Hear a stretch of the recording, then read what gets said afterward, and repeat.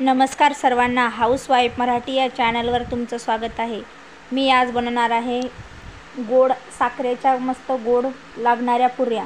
गोड पुऱ्या बनवायला खूप सोप्या आणि खायला खूप छान लागतात। एकदा नक्की बनवून बघा, ह्या गोड पुऱ्या खूपच छान लागतात। गोड पुऱ्या बनवण्यासाठी मी 2 मोठे वाटी गव्हाचं पीठ घेतलं। त्याच्यामध्ये चवीपुरतं मीठ टाकायचं।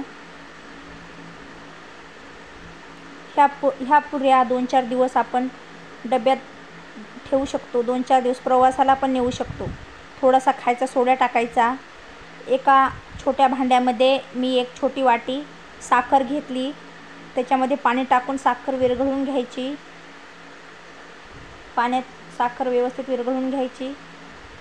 नंतर त्याच्यात थोडासा साखर टाकायचा पिठामध्ये।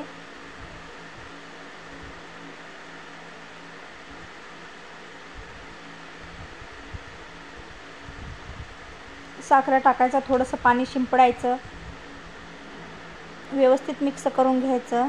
खायचा सोडा, मीठ व्यवस्थित मिक्स करून घ्यायचं।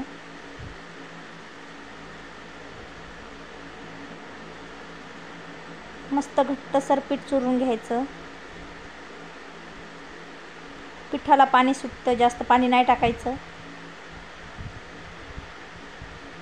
बघा किती मस्त पीठ मळून झालं आहे। पीठ घट्टच चुरायचं। 10 मिनिटं झाकून ठेवूया। 10 मिनिटांनंतर त्याला तेलाचा हात लावून घ्यायचा पिठाला। त्याला व्यवस्थित चोळून घ्यायचं, नरम करून घ्यायचं हाताने।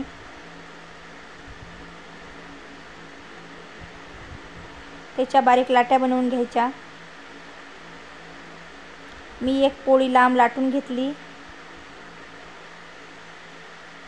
ग्लासच्या साहाय्याने त्याच्या छोट्या छोट्या पुऱ्या बनवून घ्यायच्या।